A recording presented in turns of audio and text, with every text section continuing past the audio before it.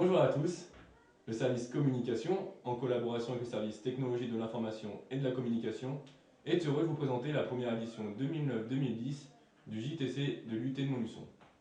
Nous verrons tout au long de ce journal l'actualité et le fonctionnement des 11 services de l'entreprise TC, avec les interviews des services informatiques, TIC, salon et enfin le service stage embauche et recrutement. Commençons par le service universitaire. La vocation du service, appelé plus couramment VU, est d'animer le département TC de l'IUT de Montluçon, à la fois pour les étudiants et le personnel, afin d'améliorer leur vie au quotidien. Pour cela, les membres du service VU travaillent sur la création d'un journal et d'un guide pour les étudiants, dans lesquels vous pourrez trouver des recettes de cuisine, des bons d'achat ou encore des bons plans concernant le logement étudiant. Voici à présent quelques images de la soirée d'intégration des étudiants du département TC, une soirée réalisée par VU.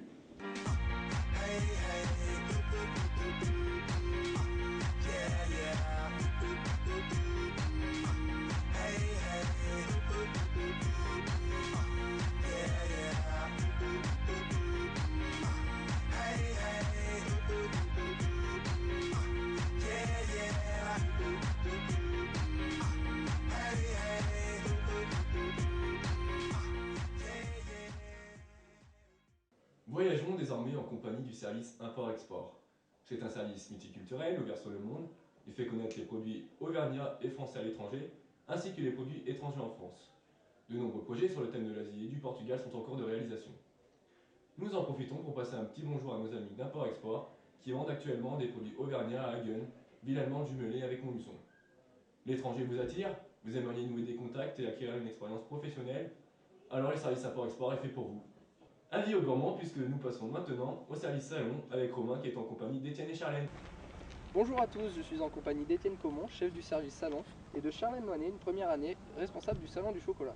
Donc Étienne, est-ce que tu peux nous en dire un peu plus sur ton service? Alors le service salon est composé de 24 personnes qui organisent 7 salons durant l'année. Donc le premier salon sera celui des collectionneurs qui va se dérouler au château de la Motte à Saint-Pourçain-sur-Sioule le dimanche 7 février. Ensuite il y aura le salon du chocolat à Bellerive-sur-Allier à l'espace Monzières les 13 et 14 février. Le troisième salon sera celui du chocolat au château Saint-Jean les 27 et 28 février. Ensuite il y aura aussi le salon des loisirs créatifs, le salon de la gastronomie, le salon du bien-être et le dernier salon, une nouveauté, le salon des plaisirs sucrés. Donc vous en saurez un peu plus sur ces derniers salons durant les prochains JTC. Donc Charlène, tu es responsable du salon du chocolat, est-ce que tu peux nous en parler plus amplement? Oui, donc nous organisons pour la 7e édition le salon du chocolat qui se déroulera au château de Saint-Jean, donc ici même, que j'organise avec Armand Le Provost et Caroline Bénard. D'accord, et vous attendez combien de personnes durant cette manifestation? Donc nous attendons environ 2000 personnes et nous attendons aussi 12 exposants dont l'antre du chocolat et la chocolaterie Musa. D'accord, et qu'est-ce qui va se passer durant ces 2 journées? Donc nous organisons des défilés de robes en chocolat, des conférences et des dégustations. D'accord. Donc Étienne, le premier salon c'est le salon des collectionneurs, donc est-ce que tu peux nous en parler un peu? Alors comme j'ai dit tout à l'heure, le premier salon sera celui des collectionneurs au château de la Motte à Saint-Pourçain-sur-Sioule. Donc qui se déroulera le dimanche 7 février de 9h à 18h. Nous attendons 1000 visiteurs et une dizaine d'exposants qui présenteront toutes leurs collections diverses et variées. D'accord, donc merci à vous deux pour toutes ces informations et à très bientôt sur le salon des collectionneurs. Passons au service études.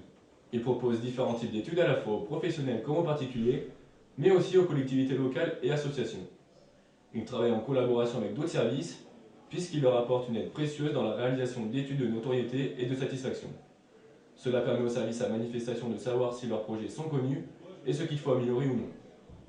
C'est un service formateur puisqu'il initie les étudiants aux notions du marketing et à la négociation commerciale.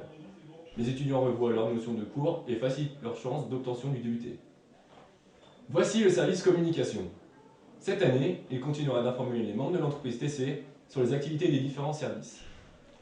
Il sera également chargé d'aider ces derniers dans l'élaboration et la réalisation de leur communication.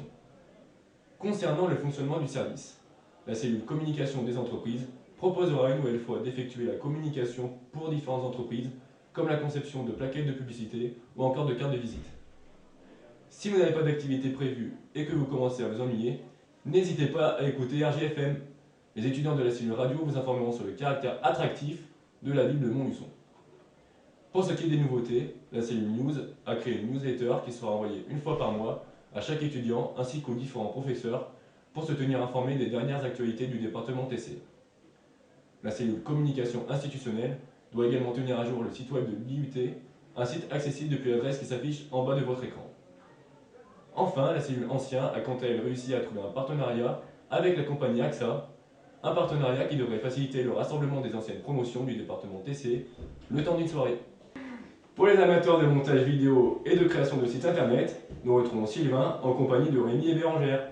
Oui, en effet, Mathieu, je suis en compagnie de Rémi Peggy, chef du service TIC, ainsi que de Bérangère Plantin, une de ses premières années. Alors Rémi, est-ce que tu peux me faire un bilan de ton service sur l'année passée? Donc l'année dernière, on a réalisé plusieurs sites internet pour des clients. On a également fait 3 clips audiovisuels en externe et également 3 formations pour des clients qu'on avait eu pour la cellule création de site. D'accord, et pour cette année, quels sont les objectifs que tu as fixés à ton équipe? Donc tout d'abord, j'ai voulu que les premières années acquièrent un savoir-faire propre au service TIC, donc savoir utiliser les logiciels informatiques et également un savoir-faire commercial. D'accord. Et comment comptes-tu t'y prendre pour faire mieux que l'année passée? Par rapport à l'année passée, on veut justement mettre en place un suivi clientèle durable et personnalisé pour chaque client.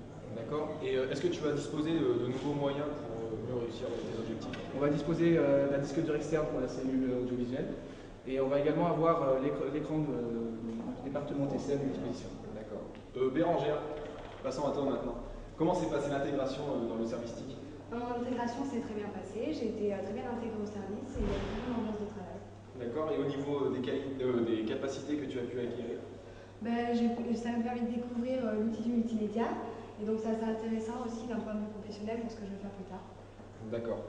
Voilà Mathieu, ce qu'on pouvait savoir sur le service TIC. Merci Rémi, merci Bérangère, et à toi Mathieu. Cette année, le service Mission Finance a décidé de renouveler le projet commencé l'an dernier en collaboration avec l'association Lyon d'Évasion. Cette association permet à des personnes handicapées de pratiquer différentes activités dans un centre de vacances basé à Bruges dans l'Allier. Le service aura notamment pour objectif d'assurer toute la communication de l'UORN ainsi que de collecter des subventions pour venir en aide à l'association. Le service MF permet de développer et pérenniser toutes sources de financement, aussi bien à destination de l'ensemble de l'UT que de l'association Proteco. Le service doit notamment continuer à développer le volume de la taxe d'apprentissage en la collectant auprès des entreprises. Venons-en au service informatique où nous retrouvons Yannick, Mickaël et Athéna.